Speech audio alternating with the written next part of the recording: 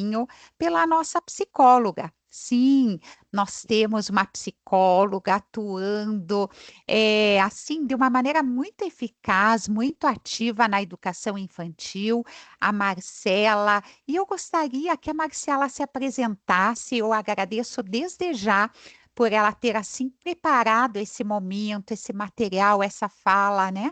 Com tanto carinho a vocês pais. Bem-vinda, Marcela. Boa noite. Boa noite, Ciona, boa noite, pessoal. Vão entrando, fiquem à vontade. Obrigada pela presença de todos. Eu sou a Marcela, sou psicóloga, sou orientadora educacional do Colégio Santo Anjo, trabalho com o público da educação infantil, né? Então, desde os bebezinhos lá do berçário até o pré-6, e fico nas 3 unidades da Ecoville, Champagnat e Anjinho. Tá? Então, meu trabalho é muito voltado aos pequenininhos, mas também no atendimento aos pais, vocês. Né? Então, buscando alguma orientação, trazer alguma questão que vocês considerem que pode influenciar na vivência do seu filho, da sua filha na escola. Vamos marcar um horário, a gente conversa, posso passar o que for pertinente para aquele momento, e assim eu vou contribuindo com vocês e com as crianças também. Sou especialista em análise do comportamento aplicada, sou especialista em educação inclusiva e também sou mãe, né? Então, assim, eu tenho uma perspectiva mais ali da realidade do desenvolvimento infantil também, o que acaba contribuindo muito para a minha fala e para as minhas observações a respeito de tudo isso que a gente vai conversar hoje. Que bom, muito obrigada, Marcela. Eu posso dizer que eu estou muito orgulhosa do trabalho que você vem desenvolvendo e você é uma profissional que gosta muito da imersão. Você está sempre em sala de aula, você está sempre próxima às professoras. Eu acredito muito nesse trabalho com proximidade, com o se importar com a criança. Então, fico muito orgulhosa, muito grata por você fazer parte da equipe Santo Anjo da educação infantil, que é uma fase assim tão importante, né? Que reflete para a vida toda de uma pessoa. Vamos compartilhar o material, que assim também nós já começamos, né? De uma Vamos maneira sim. bem organizadinha. Obrigada pelas palavras, Ciona. Também fico muito feliz de fazer parte da equipe de Santo Anjo e de trabalhar com vocês. E olha só, eu deixo os pais e os participantes muito à vontade de participarem pelo chat. Nós teremos a Fran, a Juliana, a coordenação ali de olho, né? E qualquer coisa, Marcela, não sei se você conseguirá nos ver, porque você vai compartilhar o material, mas qualquer coisa nós interrompemos, levamos a pergunta de algum participante aí para você, para que você Uhum. possa estar interagindo com todos nós, tá bom? Tá bom, fiquem à vontade aí para ir me passando esses comentários, as perguntas também. Eu estou de olho em tudo, consigo ver vocês aqui sim. Só me deem um retorno se vocês estão conseguindo ver a apresentação, por Sim, gentileza. tá perfeito, Marcela. Pode já seguir para o segundo slide, tá perfeito. Então, tá bom. Então, aqui, né, o tema que a gente vai conversar hoje, o acolhimento emocional e o comportamento dos filhos, tá? Então, já me apresentei. E aqui já começo com uma provocação, né? Então, uma imagem de uma criança chorando, uma mãe ali meio tentando acalmar, e essa é uma realidade, né?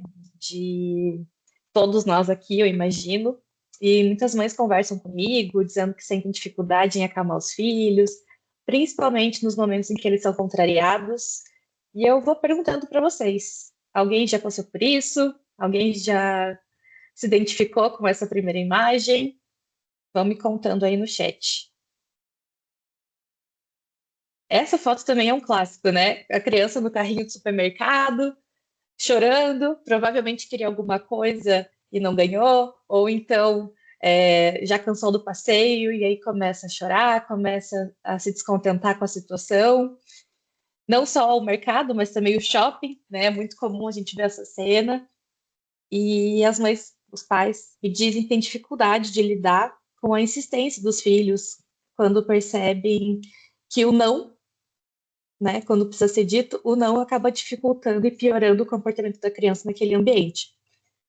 E aí os pais ficam questionando: será que é normal? É isso mesmo? Será que eu não estou sabendo educar? Será que eu estou fazendo alguma coisa errada? E o que eu posso fazer para melhorar isso?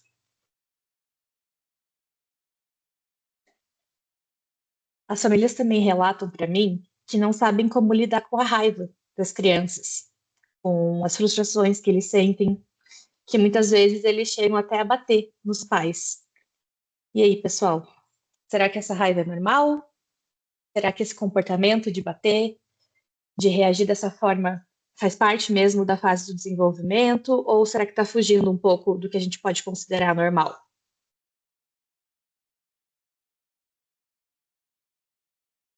Essa cena da criança se contorcendo no chão, a mãe tentando pegar, também é um clássico, né? Quem nunca passou por isso? Quem nunca esteve num ambiente público e o filho fez isso e você ficou com vergonha e ficou com medo dos julgamentos, com medo do que as pessoas estavam pensando? E como é que eu saio dessa situação? Sabe, naquela situação quando a criança parece não te escutar? Então, algumas mães chegam até a dizer que seus filhos tiraram de sério, que perderam a paciência. E por que será que isso acontece? Bom, essa é uma dúvida muito comum entre as famílias, né? Os comportamentos na infância, eles podem ter várias causas. E é importante a gente entender as causas, né? Para poder lidar com o comportamento de forma eficaz. As causas mais comuns são a frustração, que a criança sente, ou o desejo de chamar atenção. E durante os primeiros anos de vida, o cérebro da criança ainda está num processo de desenvolvimento e ainda não possui, né, todas as ferramentas necessárias para lidar com emoções intensas, o que pode acabar resultando nessas explosões emocionais, como o choro excessivo, a raiva, a frustração e os outros comportamentos que eu já citei anteriormente, né? Essas reações do bater, de reagir de uma maneira um pouco mais impulsiva, fazem parte desse processo todo.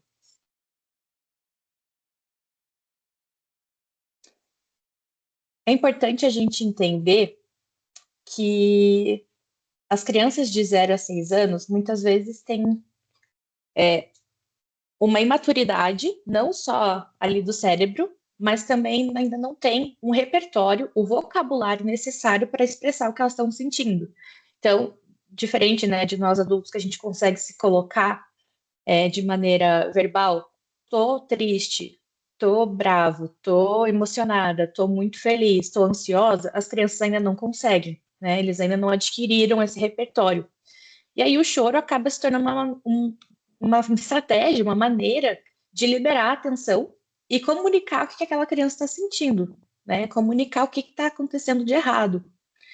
Então, por isso que nós, como educadores, vocês, como pais, a gente precisa entender, dar atenção a esse choro, para daí sim buscar a causa, né? Então, é olhar de uma maneira é, mais detalhada, como uma lupa em cima desse comportamento e perceber quando que isso ocorre, por que que ocorreu, e aí a gente consegue fazer um mapeamento da situação, né? E até prevenir futuramente uma recorrência do comportamento que a gente está lidando ali.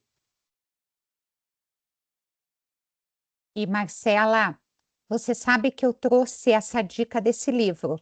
É uma leitura muito fácil, um livro muito simplista do Paulo e da Sara Braga, mas ele traz explicações e dicas para pais e educadores. Então, é uma leitura que aborda questões como afeto, perdão e o diálogo na família, que muitas vezes se perdem pela rotina do dia a dia, pelo estresse, impaciência. Então, vale a pena a leitura desse livro, fica aí a minha dica. Os pais que entraram agora, as mães, nós estamos conversando com a psicóloga Marcela, que que ela faz parte do time da educação infantil, né? E hoje, nessa webinar, além de estar se apresentando a todos vocês pais, ela também quer contribuir um pouquinho, né, com essa conversa sobre limites, sobre o desenvolvimento infantil, sobre algumas dificuldades também que ela tem ouvido nos atendimentos, né, com as famílias, e aqui ela quer dividir um pouquinho, né, essas orientações com todos vocês. Podemos passar para o outro slide. E aqui eu vou falar um pouquinho, né, sobre estas imagens. Muitos pais, eles tendem a pouco diálogo, represálias duras e ameaças. E eu conversei outro dia com uma mãe que me fez a seguinte pergunta, Marcela: será que eu, como mãe, sendo autoritária, lá na frente, quando a minha filha crescer, ela será autoritária comigo? Ela terá a mesma abordagem, ela repetirá o meu padrão de mãe comigo quando eu envelhecer, quando eu precisar da paciência dela? E o que eu respondi? Que os estudos eles mostram que quanto maior for o ambiente de repressão vivido pela criança, maior a tendência dela repetir esses comportamentos. Então, sim, isso pode acontecer, por isso que nós pais, nós somos um exemplo, um padrão de comportamento para os nossos filhos. E muitas vezes os nossos filhos repetem esse padrão de comportamento de maneira inconsciente, né? Então, eles se tornam adolescentes rebeldes, ansiosos e até agressivos. Então, nós precisamos realmente analisar essa tendência e ter cuidado, né, desde pequenos, nas abordagens que nós temos com eles. Pode seguir, por favor, Marcela. E aqui eu trago um estudo da geração do quarto, né? Então, um renomado educador e psicólogo chamado Hugo Monteiro, ele traz que a comunicação aberta e honesta entre pais e filhos desde cedo é crucial para o desenvolvimento emocional e saudável das crianças e para criação de relacionamentos fortes, sinceros, honestos e respeitosos, né? Então a gente percebe que muitas vezes a geração do quarto é uma maneira de se isolar da realidade. Eles não querem viver aquela realidade daquela casa, daquela família. E a dúvida é, com quem eles estão se relacionando, né? E os pais muitas vezes ficam de fora desses relacionamentos. E aí que mora o perigo, né? Não saber com quem os nossos filhos estão falando ou o que eles precisam, e fica difícil de ajudar se nós não sabemos o que está passando na cabeça deles, como está o emocional deles. Por isso que eu sempre falo de proximidade. Só que a proximidade, né, Marcela, ela é construída. E ela é construída agora, na educação infantil, na primeira infância. Por isso que é tão importante nós termos uma psicóloga na educação infantil, orientando as professoras no dia a dia como lidar com alguns comportamentos, porque os comportamentos que muitas vezes vocês vivem em casa, a criança também mostra na escola, no coletivo, e às vezes ela mostra de maneira muito mais intensa, porque ela tem os amiguinhos para competir, para se relacionar e para mostrar, né, a sua personalidade. E em casa, muitas vezes, eles não têm essas oportunidades de realmente mostrar a sua verdadeira personalidade, que está em construção. Então, fica aí a dica, né, Marcela? Pode seguir. E aqui é um pouquinho do que eu falei, né? Desde os filhos no ventre materno, nós já começamos a nos comunicar com eles. Muitas vezes nem percebemos isso, mas já estamos nos comunicando antes mesmo deles nascerem. E se nós queremos, lá quando estivermos idosos, né, termos filhos companheiros, filhos compreensivos, que se comuniquem conosco, como mostra aquela última imagem ali, né, do pai abraçando um filho adulto.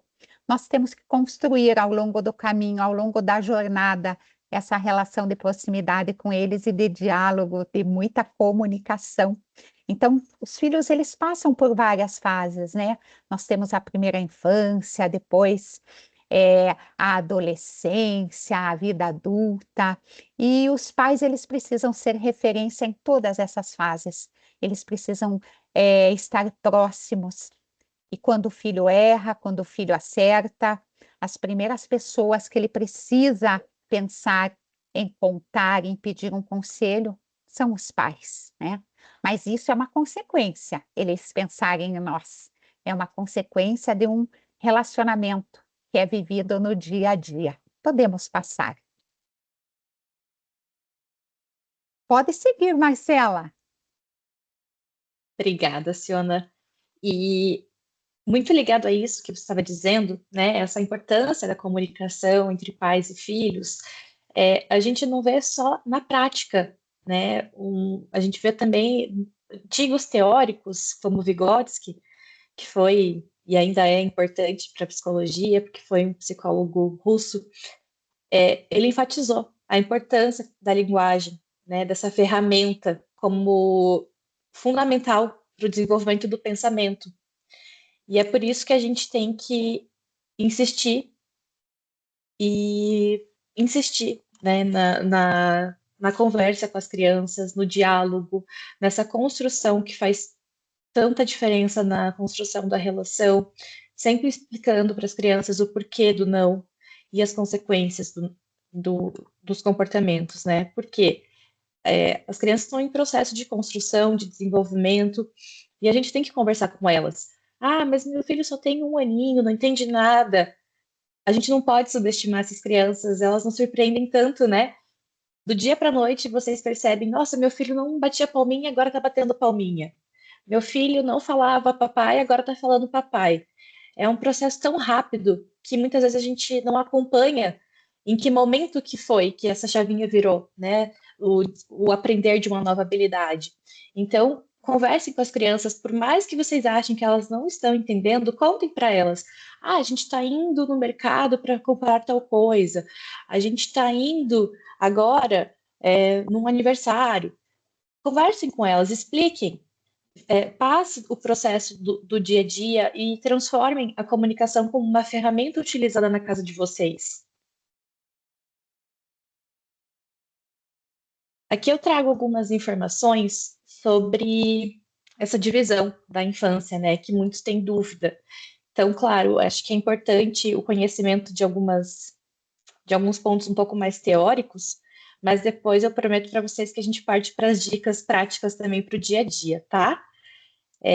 Então, a infância é dividida na primeira infância, né, que é uma fase que vai do nascimento até mais ou menos ali os 6 anos de idade, que é um período de desenvolvimento físico, cognitivo, emocional, e isso passa muito rápido. Eles adquirem novas habilidades e se desenvolvem de uma maneira muito rápida que muitas vezes a gente não consegue nem perceber, né, como eu estava dizendo antes. É nessa fase que as crianças aprendem a andar, falar e conseguem desenvolver habilidades sociais, mas também as emocionais básicas, né? Depois disso, a gente vai refinando na segunda infância, que é a fase que abrange dos 6 aos 12 anos de idade, um pouquinho ali antes da adolescência. Durante esse período, as crianças continuam crescendo, né, desenvolvendo essas habilidades que já foram adquiridas ali na primeira infância, mas também começam a frequentar a escola, muitos, claro, começam a frequentar a escola antes, mas o período obrigatório, vamos dizer assim, né, é a partir ali dos 6 anos, e é onde elas vão aprender a ler, escrever e resolver problemas um pouco mais complexos. Então, também é uma fase muito importante para o desenvolvimento dessas crianças, mas também para a formação da identidade que elas estão construindo e da autoestima. O que a neurociência diz, né, sobre o desenvolvimento infantil? A gente pode pegar essas teorias, esses estudos e comparar esse desenvolvimento como uma arquitetura do cérebro, né? Antes, a ciência costumava pensar que o cérebro se desenvolvia como um todo ao mesmo tempo. Hoje a gente já sabe que não, né? Que de fato o cérebro e as suas diferentes partes vão se desenvolvendo em ritmos e em idades diferentes. E quando a gente fala em desenvolvimento cerebral, a gente pode daí fazer essa analogia, como mostra a imagem, à construção de uma casa. Então, para a gente construir uma casa, qual é o primeiro passo? Construir o alicerce, né? A base, para daí a gente levantar as paredes, fazer a instalação da fiação, fazer os acabamentos finais, decoração, enfim, né? Então é todo um processo que precisa ser feito para que daí a gente vá fazer, caminhando para a finalização dessa construção. E o desenvolvimento cerebral é muito parecido com isso. Começa com uma base, então, né, as habilidades simples, que vão gerando as habilidades mais complexas, e é a partir disso que a gente vai contribuindo para o desenvolvimento cerebral das nossas crianças. E essa base é uma parte que eu posso dizer que é a mais importante da construção, porque se ela não for uma base sólida, todo o restante da construção vai ficar comprometido. É por isso que a neurociência vai destacar que os primeiros anos de vida, como a senhora estava falando antes, são cruciais para o desenvolvimento do cérebro de uma criança, porque é durante essa fase que o cérebro está em um período de rápida formação, crescimento, vai estabelecendo as conexões neurais, né? Aí já vai um pouquinho mais para a parte biológica, que eu não vou me aprofundar tanto, mas enfim, né? É uma construção que precisa ter essa base muito sólida e somos nós que vamos contribuir para isso.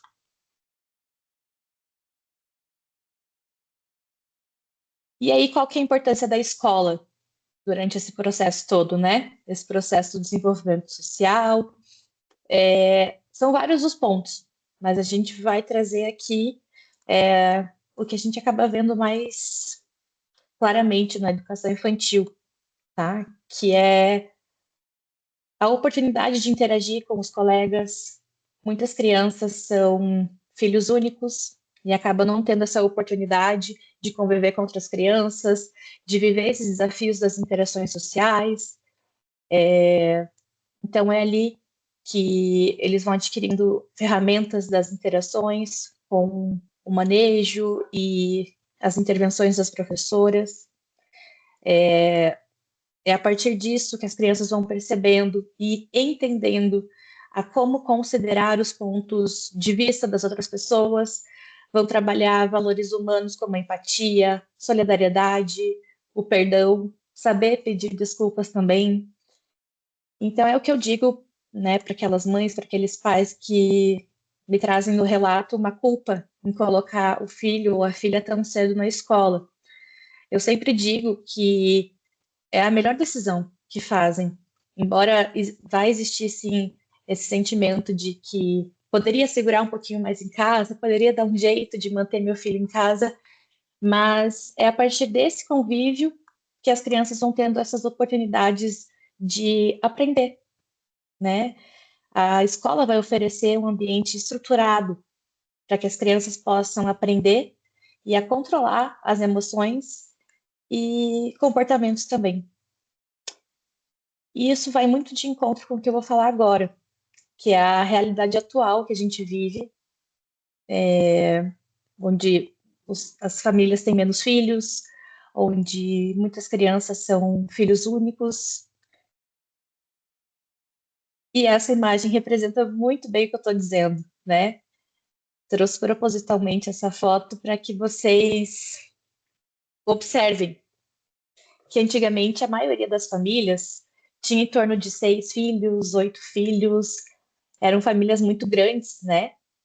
E hoje a gente percebe que essa realidade mudou. Então, trazendo um recorte para nossa realidade aqui da região sul do Brasil, por exemplo, de acordo com os dados recentes do IBGE, a taxa de fecundidade na região aqui onde nós moramos tem seguido uma tendência nacional de diminuição. O número médio de filhos por mulher aqui é em torno de 1 a 2 filhos. E esse número vai refletir, claro, numa queda em comparação com as décadas anteriores. E alguns estudos trazem também que essa redução do número de filhos por família pode gerar alguns impactos no desenvolvimento infantil, no que diz respeito ao desenvolvimento socioemocional, na autonomia e também na independência. Não sei se alguém aqui já ouviu falar na síndrome do filho único, mas é um termo usado para descrever um conjunto de comportamentos e de características que podem surgir em crianças que crescem sem irmãos. E essa síndrome é associada a comportamentos como dificuldade em compartilhar, necessidade de atenção constante, em alguns casos até dificuldade em lidar com frustração. E será que na escola essas características dos filhos únicos são percebidas também? Será que as professoras conseguem lidar com isso? Como é que as professoras lidam com isso? Então, eu vou contar um pouquinho para vocês agora sobre os bastidores, né? De como na escola a gente tem atuado com, com, enfim, com essas questões que eu venho trazendo. As... Marcela, Oi? desculpa, antes de você continuar, eu estou vendo que você vai falar um pouquinho do egocentrismo agora. A Uhum. Juliana, ela colocou uma pergunta, na verdade, ela colocou duas perguntinhas numa só. Ela está perguntando como nós podemos identificar se os nossos filhos estão passando por um problema emocional ou é apenas uma fase. Você vai falar nessa apresentação disso? Sim, mais para Tá, frente eu vou contar para vocês um legal. pouquinho como é que a Tá. gente identifica, tá? Tá, tem uma outra questão, é de que forma o estado emocional do meu filho pode interferir na aprendizagem ou na relação dele com o outro. Você também vai falar disso? Sim. Tá, Uhum. A gente vai falar legal, um então. pouquinho sobre isso. Caso vocês achem que o que eu vou falar, o que eu vou trazer aqui, não supra a dúvida, aí eu volto ali um pouquinho no chat para responder um pouco mais a respeito disso, tá? Tá bom, Marcela, obrigada. Qualquer coisa eu vou interferindo. Pode seguir. Fica à vontade. Então, assim, as explosões emocionais e as outras características do comportamento das crianças, elas vão facilmente sendo percebidas no coletivo da sala de aula, né? Então, são características muito particulares de crianças que são filhos únicos, que algumas vezes querem chamar atenção para si, que não sabem dividir, ou que são muito dependentes da professora, não conseguem demonstrar iniciativa para executar alguma tarefa, choram com mais facilidade do que as outras. E muitos desses comportamentos ocorrem por conta do egocentrismo, que também faz parte, né, uma característica ali da fase do desenvolvimento, onde as crianças tendem a pensar que tudo é sobre elas. Então, é o meu gosto, é o que eu quero, é o meu brinquedo, é a minha opinião, é o meu jeito. E elas não conseguem se colocar no lugar do outro e compreender que existe no mundo ali um outro ponto de vista, uma outra vontade, um outro desejo, um outro querer. Então, por isso que eu disse no slide anterior que a comunicação é tão importante, né? Porque não adianta a gente querer brigar com a criança, punir a criança quando ela se recusa a dividir o brinquedo ou esperar a sua vez. A gente tem que dar as ferramentas para que elas consigam compreender e exercitar esse olhar para o outro, porque daí depois vai vir também a fase onde eles começam a perceber que o outro também tem vontade, que o outro também tem seus desejos, mas tudo isso faz parte do processo, né? Conforme a criança vai amadurecendo, ela vai compreendendo e desenvolvendo a empatia. Então, é assim que as professoras acabam lidando com os comportamentos, sempre conversando individualmente com as crianças, sem expor, né? Então, se ela vai fazer uma orientação para uma determinada criança, vai ser sempre de uma maneira a não expor, a colocar a criança num cantinho ou trazer para fora da sala para ter essa conversa, para fazer essa orientação, tá? Explicando o que aconteceu, dando a orientação e muitas vezes retomando ali os combinados da sala e as regras ali de convivência, tá? com a falta da autonomia e a dependência, as professoras vão estimulando e motivando os alunos na execução diária de tarefinhas e de dinâmicas. Então, seja desde cuidados básicos ali de higiene, até a execução de atividade, até guardar um material na mochila, até, enfim, né, o que faz parte ali da rotina da escola. E a gente vai percebendo que muitas dessas crianças são muito competitivas. Aí você pensa, será que esse espírito de competitividade é muito negativo? Puxa, não queria que meu filho fosse assim, mas muitas vezes isso é importante. Ter esse engajamento na competição é importante, porque ajuda a desenvolver a autonomia das crianças. Então, eles querem imitar, né, porque eles têm esse negócio da imitação, e não querem ficar para trás. Então, eles também querem se colocar em comparação ao colega para também adquirir o elogio da professora, ter esse reconhecimento. Então, através disso, eles vão se colocando em comparação aos amigos e vão querendo repetir aquilo que os colegas fazem. Seja de saber dobrar o moletom para guardar na mala, fechar o caderno e guardar ou no armário. Então, a gente pode utilizar esse espírito de competitividade a favor do desenvolvimento das crianças.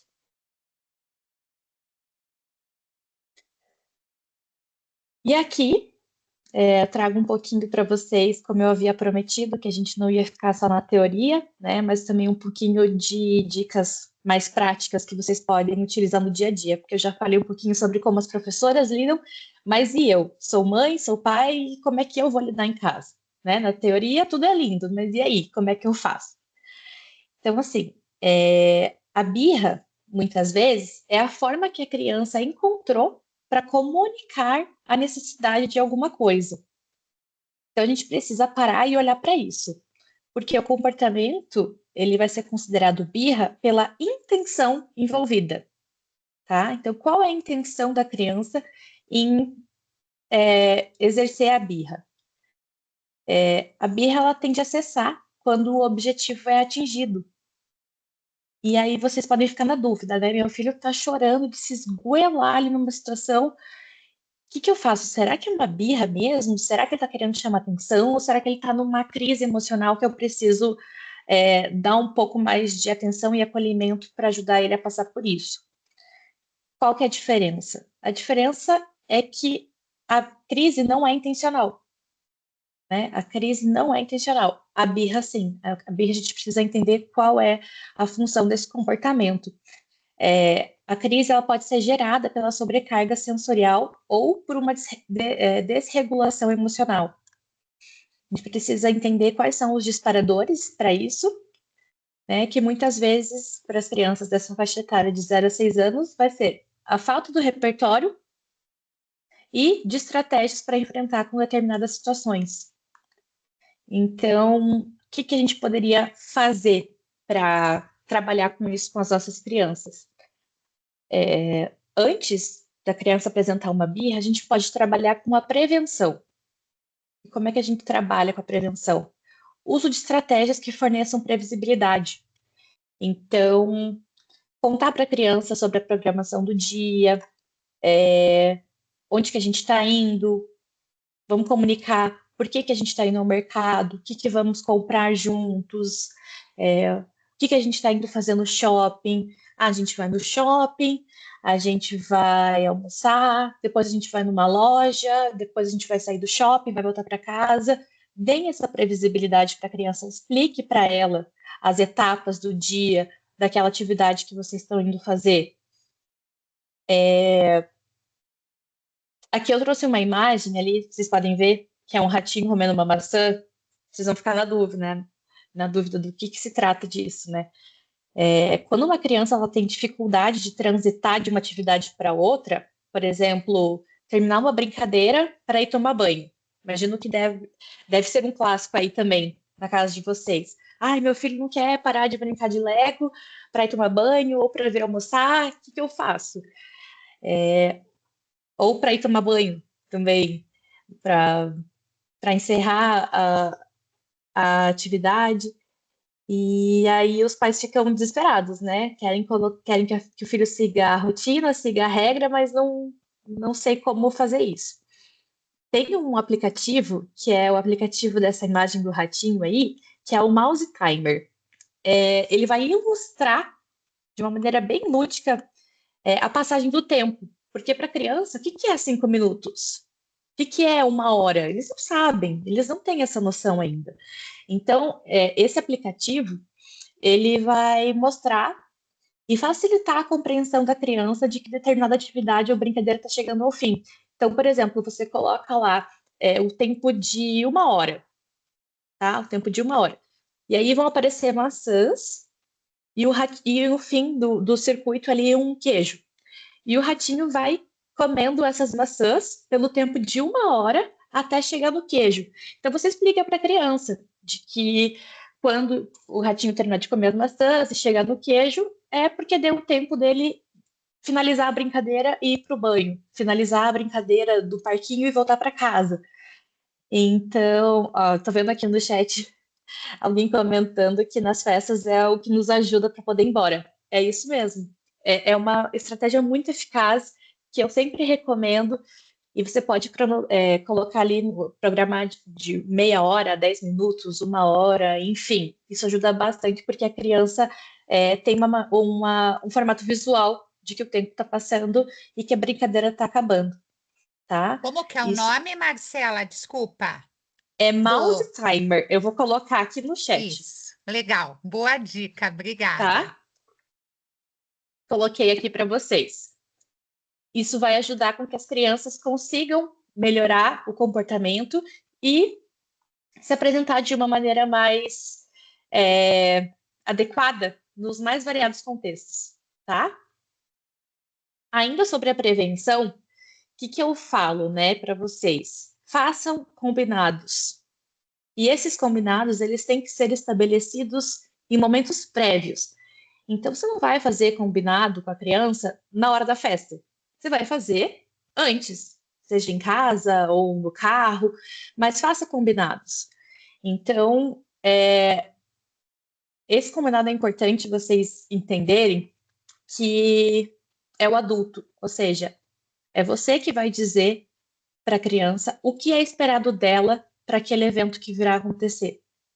Aí, claro, você pode ajustar esse combinado com alguma coisa que a criança deseje para que ele fique mais atrativo para ela e aumente as chances da criança corresponder ao que está sendo proposto. Então, por exemplo, então agora a gente vai na casa da vovó, a gente vai comemorar o aniversário dela, você vai cumprimentar as pessoas, você vai dar o parabéns para a vovó, você vai poder brincar com seus primos, a gente vai cantar parabéns, a gente vai comer bolo e depois nós vamos voltar para casa. Se tudo correr bem, da maneira como estamos combinando, a gente vai chegar em casa e assistir aquele desenho que você gosta, sabe? Então ele está colocando, de uma certa forma, algo atrativo para que a criança queira cumprir o que vocês estão combinando, tá?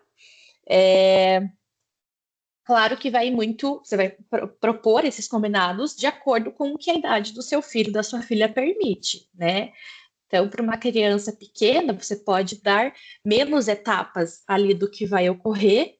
Você está dando a previsibilidade, mas não está enchendo também a cabeça dela de informações. Então, tomem esse cuidado, tá? E durante o processo, durante o momento ali da birra, como é que eu faço? Como é que eu lido? Tá? Essa é a pergunta de 1 milhão, né? Mantenha-se calmo, tá? Mantenha-se acessível. Você, o teu comportamento vai ser um modelo do que é esperado da criança naquele momento, tá? Quando a gente se mostra nervoso ou irritado naquela situação, a tendência é que a criança tenha ainda mais dificuldade de se acalmar, tá? Então, a criança já está irritada, já está ali não sabendo lidar com a situação. E ainda vê o pai, a mãe, que é a maior referência dela, também nervoso, também irritado, ela não vai se acalmar, tá? Eu sei que é difícil, mas a gente tem que lembrar que nós somos um modelo, tá? O certo é a gente nunca utilizar um tom ameaçador, voz alta, sempre utilizar uma comunicação diretiva, de acordo com a sua necessidade para aquele momento. Então, você está lá no shopping cheio com o seu filho e você já está nervoso com aquilo, com aquele comportamento da criança, você quer que aquilo acabe logo, as pessoas estão olhando, que vergonha, quero sair daqui. Use as suas necessidades, que seja sair dali e ir para um ambiente mais calmo, com uma comunicação diretiva. Então, vamos sair daqui e conversar num lugar mais tranquilo?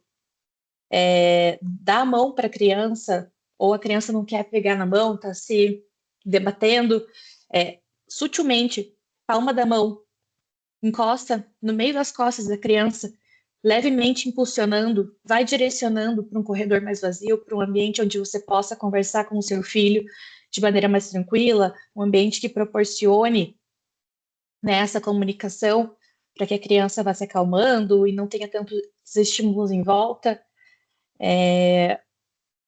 Outra coisa que pode ajudar, né, mais uma estratégia aí para agregar no repertório de vocês, é oferecer água, orientar a criança a respirar fundo.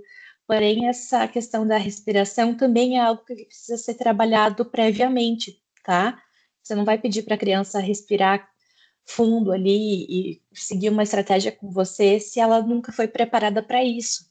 Então, trabalhe em casa, aquele clássico respirar, cheirar a florzinha e assoprar a velhinha, ou enfim, é o que vocês conseguirem ali combinar com ela para compreensão da criança, porque nesses momentos, essas técnicas vão ser de suma importância para que a criança consiga se acalmar e retomando o seu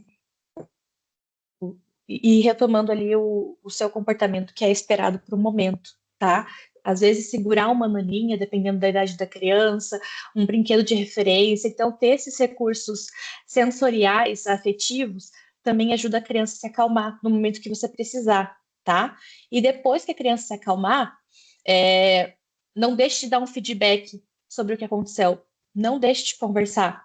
Retome com ela o que acarretou aquele comportamento, o que você observou que fez com que a criança se comportasse daquela maneira e o que você espera dela numa próxima vez, tá? Numa situação parecida, o que você espera que da maneira como você acha que aquela criança deve agir para que aquele comportamento não ocorra de novo, tá? E converse também sobre as consequências imediatas do comportamento, tá?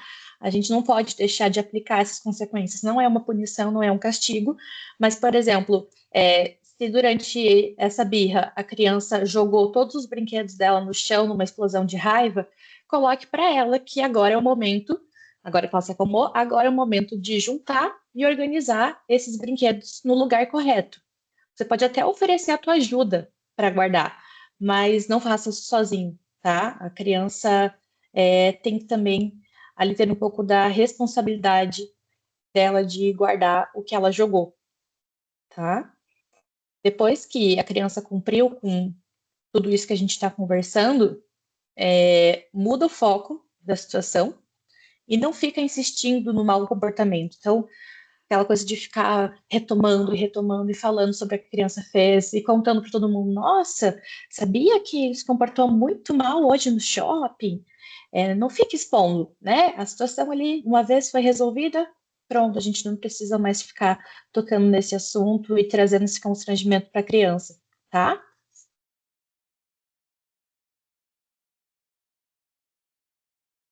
Tô vendo aqui nos comentários mais gente comentando que baixou o aplicativo Mouse Timer, que ele é muito fácil de usar.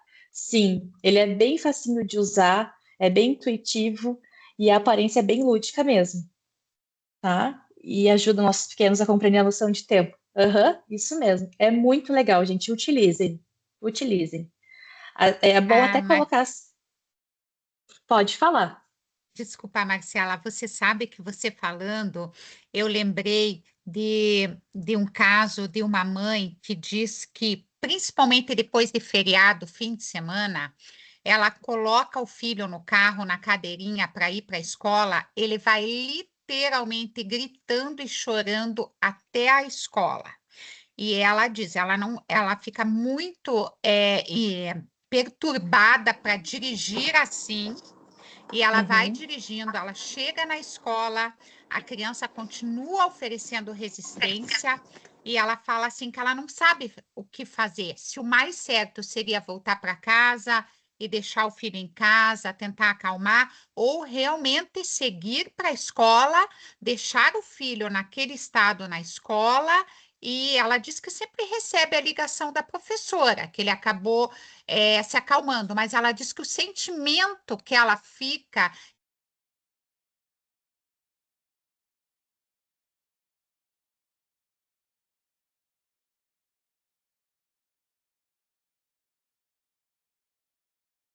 Siona, acho que o seu microfone acabou mutando.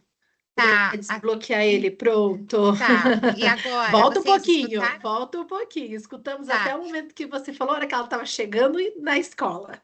Isso, então ela vai de casa até a escola com o filho, chorando muito. E ela entrega o filho chorando na escola. Ela sempre recebe a ligação da professora dizendo que ele ficou bem, mas ela fica com um sentimento de abandono muito ruim, né? E eu entendo que para uma mãe esse sentimento ele pesa para o dia todo. E ela fica na dúvida. Ela muitas vezes, quando ela para no semáforo perto da escola, ela tem vontade de voltar para casa, de voltar, deixar o filho com alguém para poder ir trabalhar tranquila. Então, essa situação, principalmente depois de feriado prolongado, de a criança ter que voltar para a rotina, eu acredito que o choro realmente é uma forma de comunicação que ele não quer voltar para a rotina, né, Marcela? Que ele realmente quer ficar em casa com os brinquedos, com as coisinhas dele, com o ritmo dele, e voltar para a escola é rotina, hora de brincar, hora de se alimentar, hora de dormir. Então, Marcela, o que você diria sobre isso, né? Tenho certeza que muitos pais que estão conosco já passaram ou passam por isso. Sim, é bem comum a gente ouvir esse relato, principalmente de retorno de feriados, de finais de semana. Enfim, o que que eu costumo dizer, né, para as famílias que me procuram conversando sobre isso? Não deixe de falar sobre a escola com o seu filho nesse final de semana, nesse feriado. Não deixe de aplicar a rotina só porque é sábado, só porque a gente está de folga. Continue aplicando a rotina daquela criança, é muito importante para ela. Volta muito na questão da previsibilidade no que eu estava dizendo, né? Então, mantenha dentro do possível o horário do banho, o horário de dormir. É claro que no final de semana, no feriado, a gente vai ter que ser um pouco mais flexível, né? A rotina da família toda muda, mas mantenha na comunicação da família a palavra escola. Nossa, conversa sobre a professora, sobre os amigos que estão na escola. Domingo, a gente vai retornar para a escola na segunda-feira. Faça a criança visualizar o uniforme dela, sabe? Para que ela vá ali já internalizando de que aquele momento vai retomar para a rotina dela, de que eu vou voltar para aquele ambiente e vá trazendo pontos positivos na conversa de vocês sobre a escola também. Ai, amanhã você vai voltar para a escola, você vai voltar para aquele parque tão grande, tão legal que tem lá. Nossa, tua professora que é tão legal, você vai ver ela amanhã, você vai reencontrar o Pedro, o Felipe, todos os seus amigos, sabe? Não, a gente precisa trazer isso para o nosso diálogo para que a gente previna essa situação do carro aí, né? Da criança simplesmente acordar, vestir o uniforme na segunda-feira e ter que ir para a escola. Então, vamos facilitar para eles também, né? E que não seja um grande sofrimento na hora de retornar. Jonas, tem mais alguma dica aí? Não, e excelente, é bem isso mesmo, Marcela, e eu até gostaria de deixar os pais muito à vontade, que se eles realmente tiverem essa dificuldade, que eles marquem com você, e Uhum, principalmente os pais que são influenciados por informações que muitas vezes são rasas, né? Por exemplo, tem pais que se preocupam, eu preciso levar o meu filho para fazer um diagnóstico a partir de que idade? Eu posso ter um diagnóstico, porque eu vi no TikTok ou no Instagram que a criança que anda na ponta dos pés pode ter algum problema cognitivo, pode ter alguma situação mais grave. Então, que conselho você dá para esses pais que se preocupam e a partir de que idade realmente um diagnóstico ele é mais preciso, Marcela? É que depende muito do diagnóstico, né? Então, tem avaliações é, neurológicas, psicopedagógicas, neuropsicológicas, que só podem ser feitas, por exemplo, a partir de 3 anos de idade, outras somente a partir dos 6 anos de idade. Então, isso é muito relativo. É, o que eu digo, assim, é em relação aos prejuízos que a criança está tendo diante desse comportamento que está preocupando os pais, né? Que vai muito de encontro com a pergunta que aquela mãe fez no chat, se eu não me engano, sobre de que forma que o estado emocional do meu filho pode interferir na aprendizagem, enfim. Também em relação aos prejuízos. Então, a gente faz uma análise da situação como um todo. E a escola está sempre muito atenta a esses prejuízos e aos sinais que essa criança vai dar. Se está muito fora do que é esperado para aquela fase do desenvolvimento, se algum comportamento está muito atrasado em relação ao que é esperado daquela faixa etária. E aí a gente chama a família, faz o relato da situação, das nossas observações e fazemos o encaminhamento para um especialista externo, né, para que seja feita uma avaliação. Muitas vezes são os pais que também percebem isso em casa e nos trazem a preocupação, e a gente vai conversando e orientando. Não, pai, fique tranquilo, isso é realmente esperado para essa fase, para essa idade, e a gente vai ali direcionando. Mas não, o fato é que não existe uma idade correta para a gente buscar uma avaliação, uma investigação, né? Vai muito ali do prejuízo que a criança está tendo diante desses comportamentos, tá? E sabe, Marcela, foi tão bacana você citar a escola nesse contexto, porque realmente, né, é como eu disse antes, na escola, muitas vezes a criança se mostra e mostra também suas necessidades, suas carências, suas características, porque é no meio social, né? Essa tua fala vem bem de encontro ao papel da escola. A escola realmente chamará a família, dividirá com toda a transparência o que está acontecendo, para que a família busque realmente uma avaliação. E se a avaliação vier com tudo normalizado, melhor assim, né? Mas se vier com alguma alteração, quanto antes buscar profissionais de apoio, melhor, não é verdade, Marcela? Que bom. Isso mesmo, Tá bom. isso mesmo. Você pode Sabe? continuar, não vou mais interferir. Oi, Fran. E adiciona, olha que bacana. A Marcela colocou um comentário, uma dica aqui que funcionou muito bem para ela no chat, que diz assim: aqui em casa, esse estresse na volta das aulas das férias ou feriados prolongados sempre acontecia. E pensando em facilitar, né, a vida dela pela manhã, a rotina, ela começou a colocar o seu filho para dormir de uniforme. E ela notou que isso ficou muito mais tranquilo na rotina, ela conseguiu acordar, trabalhar com ele o café da manhã provavelmente mais tranquilo, ele já estava adaptado, já se via envolvente com a rotina de que ele viria para a escola. Obrigada por compartilhar, Marcela, bem bacana. Muito legal, muito legal. A criança entende, né, de que esse momento do retorno para a escola tá para acontecer em breve. Então, ela não é pega de surpresa. Simplesmente acordei, meu Deus, hoje é dia da escola. A criança às vezes nem se situa no tempo de que já é segunda-feira e que na segunda-feira tem aula, né? Então, você fazendo isso ajuda seu filho a entender que tá para chegar o momento do retorno. Bem legal.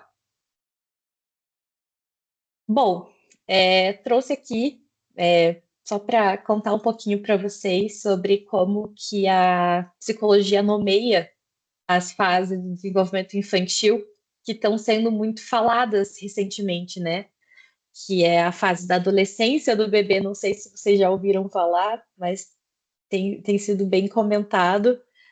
E é uma fase que frequentemente a gente usa para descrever o período ali dos 18 meses do bebê até os 3 anos, tá? Que é onde as crianças começam a desenvolver um senso de independência e podem querer não, né? Podem acabar exibindo comportamentos desafiadores, bem semelhantes aos da adolescência. Tem também a fase do Terrible Two, que geralmente ocorre por volta dos 2 anos, como o próprio nome já diz. É um período marcado por um aumento na busca da independência da criança, que vai levando a comportamentos desafiadores, das birras, da resistência às regras e muitas frustrações. Tem a fase também dos teenagers, que se refere aos 3 anos de idade, que faz uma analogia ali com teenagers, né, adolescente em inglês, onde as crianças começam a mostrar comportamentos típicos de adolescentes, como testar o limite dos adultos, dos pais, principalmente, e exibindo atitudes mais desafiadoras. E a fase dos Fearsome Fours, onde aos 4 anos as crianças acabam passando por uma fase de comportamento intenso e desafiador, incluindo as birras, resistência às regras. Porém, o que eu tenho a dizer para vocês? Que essas fases são partes naturais do desenvolvimento infantil. E elas vão refletir o crescimento deles e a busca pela autonomia. Então, caso também o seu filho acabe não apresentando esse comportamento, não significa que ele não está adequado para o que é esperado dele, tá? A gente diz que isso pode ser comum para essas idades, mas não necessariamente que a criança vai apresentar todos esses desafios que eu citei, tá? E diante disso, né, já entro aí na questão de que existem sinais que nós devemos ficar atentos, para daí sim considerar uma avaliação de um especialista, e eu vou falar disso agora, tá? Quando que a gente começa a se preocupar com os comportamentos dos nossos filhos? Né? Prometi aí que eu ia responder um pouquinho sobre isso, então tá aí. Né? É importante a gente estar atento a certos sinais do comportamento infantil que podem indicar a necessidade de uma avaliação profissional, tá? Então, as mudanças bruscas no comportamento. Então, se a criança era calma e passou a ter explosões de raiva frequente, ou se é uma criança que era muito extrovertida e agora está muito retraída. Isso pode ser um sinal de alerta. Dificuldades na aprendizagem persistentes. Então, problemas contínuos para acompanhar o ritmo escolar, dificuldade para ler, dificuldade para escrever ou para se concentrar. Isso pode apontar uma dislexia, talvez, um TDAH, transtorno de aprendizagem. Então, tomem cuidado com o que eu estou dizendo, assim, de não achar que, meu Deus, estou identificando meu filho em tudo que a Marcela está dizendo, então ele tem TDAH, tem dislexia. Não, eu estou falando que pode apontar, tá? São sinais que a gente avalia de uma maneira um pouco mais cuidadosa, para daí avaliar se essa criança está se encaixando ou não dentro de algum quadro que nos faça buscar uma ajuda externa para investigar melhor, tá? Comportamentos repetitivos ou incomuns. Então, movimentos repetitivos, rituais obsessivos, ou dificuldade em lidar com mudança. Isso pode sugerir transtorno do espectro autista, mas não necessariamente que essa criança tenha um diagnóstico, tá? Então, antes de se desesperar ao identificar esses sinais do seu filho, conversa com a gente, nós vamos ajudar vocês aí em buscar uma avaliação, fazer uma investigação mais minuciosa. O isolamento social excessivo. Crianças que evitam contato com os colegas, que não brincam em grupo, têm essa dificuldade para as brincadeiras coletivas, ou que demonstram o medo extremo de interagir. Essas crianças podem estar enfrentando uma ansiedade social, uma fobia social, enfim, ou alguns outros problemas emocionais. Agressividade ou violência recorrente, seja com pessoas ou com animais também, dificuldade de controlar impulsos, podem indicar algumas questões mais sérias. Então, é importante a gente estar atento. Regressão no desenvolvimento, se era uma criança desfraldada, uma criança que daí voltou a fazer xixi na roupa ou na cama, sendo que ela já tinha esse controle prévio. Uma criança que para de falar palavras que ela já conhecia, ou deixa de praticar habilidades que ela já dominava, isso pode ser um sinal de estresse ou de trauma. Tá? Então, eu trago aqui essas informações para que a gente esteja sempre com esse olhar atento para as nossas crianças, mas não estou aqui diagnosticando ou querendo deixar vocês com medo, tá? São apenas sinais de alerta.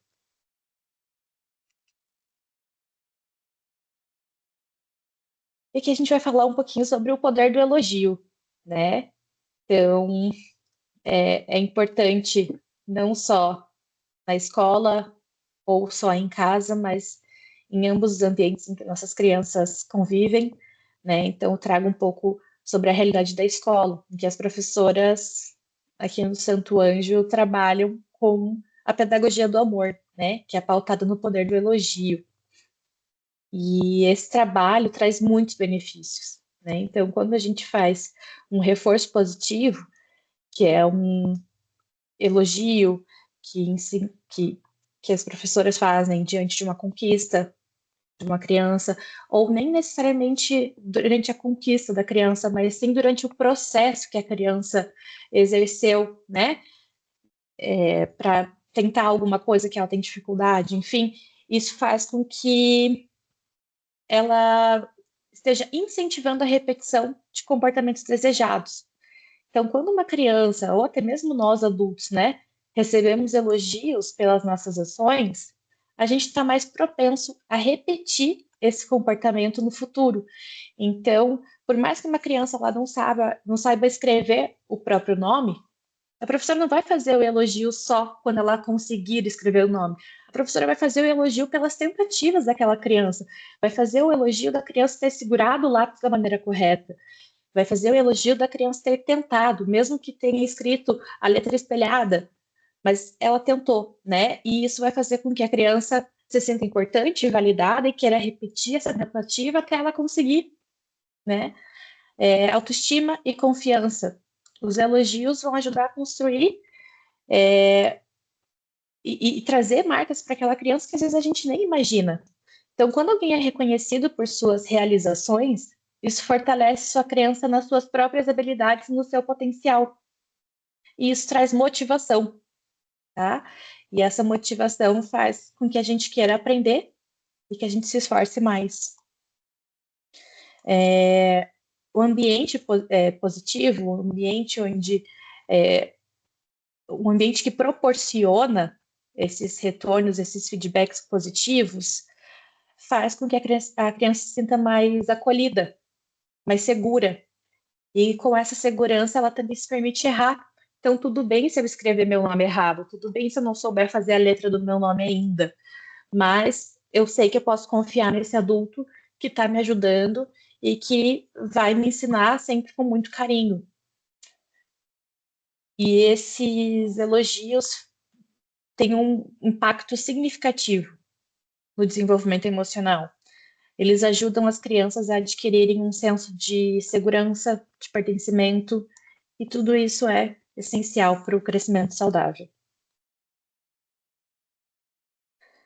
Trago aqui um exemplo de uma história verídica, que eu imagino que muitos já devem ter assistido essa história que virou filme, né? Acho que tem no catálogo da Netflix, se eu não me engano, mas o filme mostra a história do Ben Carson, e ele conta sobre o quanto foi poderoso na formação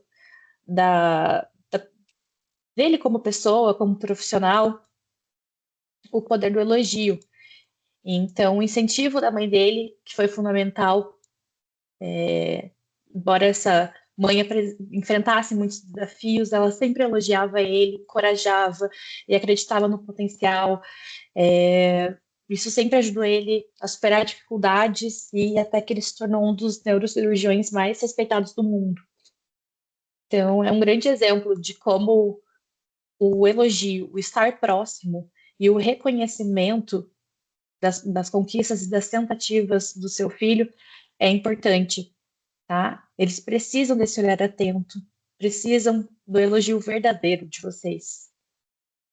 Marcela, eu gostei muito que você está finalizando com um exemplo tão bom, né? Esse é um filme que vale a Sim, pena as mães assistirem, porque o papel de uma mãe na vida de um filho, no futuro de um filho, ele é um papel bem importante, decisivo, né? E os pais que têm horário, esse é o último slide já, né, Marcela? Então, isso, nós já é o estamos último, eu prometo que estou finalizando, não se acabando. preocupe. Bacana. Prometo que eu estou acabando. Quando a gente fala sobre o que gosta, o tempo passa e a gente nem percebe, né? Mas é o último slide já, tá? Só para pincelar um pouquinho aqui para vocês, de maneira agora um pouco mais séria, né? O repertório comportamental e baixo repertório de manejo de emoção é um fator de risco, tá? Então, é fator de risco para no futuro aquela criança, né, que ainda vai se tornar um adolescente, um adulto, desenvolva depressão, ansiedade, sentimento de vazio, por exemplo, adolescentes que se cortam para sentir alguma coisa, desregulação emocional, ideações suicidas. Então vejam a gravidade, né, da gente não trabalhar com as nossas crianças. Tudo isso que a gente está falando aqui nessa conversa, a criança ela vai apresentar comportamentos difíceis por ter alguma dificuldade. E essa pergunta aqui, qual é a fórmula mágica? Eu respondo para vocês. Não existe fórmula mágica para a gente solucionar tudo isso que surge no caminho. A gente tem que ajudar as crianças para que elas aprendam um repertório mais funcional. E isso é através da comunicação, do acolhimento e da validação. E quanto mais essas crianças conseguirem desenvolver os repertórios fundamentais e emocionais ao longo da vida, mais fatores de proteção elas vão adquirir para conseguir lidar com a saúde mental. E quais são esses fatores de proteção? Saber lidar com as adversidades da vida, saber impor seus limites, desenvolver habilidade para lidar com frustração, de lidar com tristeza, com medo, e capacidade de se recuperar após uma experiência difícil, que é a resiliência. Essas crianças, elas têm mais propensão a conseguir viver com um propósito, ter autoestima, se sentir útil, se sentir importante, se sentir capaz, saber expressar o que ela sente. E com tudo isso faz com que elas tenham maior probabilidade de ter sucesso nos relacionamentos, tanto relacionamentos amorosos como nas amizades também. Então, que eu quero finalizar dizendo que é essencial o envolvimento de toda a família para que sejam utilizadas essas estratégias assertivas na vida dessas crianças. É cansativo, é difícil, sim, é difícil educar, é difícil ser pai, é difícil ser mãe, é difícil, né, a gente educar uma criança para o mundo, mas cada conversa, cada escuta importa. Então, vai desde aquelas conversas que a gente estava dizendo aqui no início dessa palestra, né? Você contar o que está indo fazer no mercado, você contar o que está indo fazer no shopping, tudo isso importa, tá? Isso facilita a comunicação, faz com que a criança tenha um repertório para se expor, adquirir um vocabulário. Então, o que eu quero finalizar dizendo? Que nessa era onde as nossas crianças têm como ídolos YouTubers, TikTokers, os influencers, você precisa ser presente, você precisa ser atento, você tem que estar disposto a educar. Você não precisa ser mãe ou pai perfeito. você já é o maior influenciador da vida do seu filho. Então, considere isso e lembre-se, você é o protagonista na formação de um ser humano mais saudável e mais seguro. Deem essa importância para as nossas crianças. Acho que era isso que Nossa, eu queria trazer. nossa, Marcela, muito obrigada. Realmente foi uma conversa muito gostosa. Agora, para um fim de noite, eu agradeço muito todos os pais e mães aqui presentes. Eu agradeço todos os colaboradores aqui presentes, pessoas da gestão. E, gente, nós teremos outras conversas com a Marcela. A Marcela tem muito conteúdo a dividir com todos nós. Nós estamos realmente aproveitando muito esses conteúdos com as professoras também, né? Conversando com as professoras, potencializando elas para o dia a dia. E vocês, pais, também são nossa prioridade. Nós teremos mais momentos de conversas, de trocas, não é verdade? Onde vocês também sejam protagonistas das nossas reuniões, não só a Marcela falando, mas vocês também participando mais. Mas foi muito gostoso escutar você, Marcela, e escutar todo esse conteúdo tão denso que você trouxe para essa noite, com tantas coisas importantes a serem esclarecidas e ouvidas. Muito obrigada. Obrigada a todos vocês também que estiveram conosco nessa noite. Obrigada à equipe do Colégio Santo Anjo. Sempre é um grande prazer estar com todos vocês. Boa noite, bom descanso. Obrigada, Marcela, foi muito especial. Eu que agradeço a presença de todos vocês. Por mais que a gente não tenha tempo agora para tirar mais dúvidas, mas eu fico super à disposição, tá? Na escola, para a gente conversar pessoalmente. Eu estou com dificuldade de ir até a escola, minha rotina está complicada, a gente pode fazer uma reunião online também, mas o fato é que eu estou super disponível para a gente conversar, prolongar essa discussão que estamos tendo agora, mas também para falar sobre as individualidades aí da realidade das famílias, tá bom? Muito obrigada a todos que pararam aí um pouquinho para me ouvir e só tenho a agradecer mesmo. Boa noite, um grande Uma abraço. boa Boa noite para noite. todos. Tchau, tchau.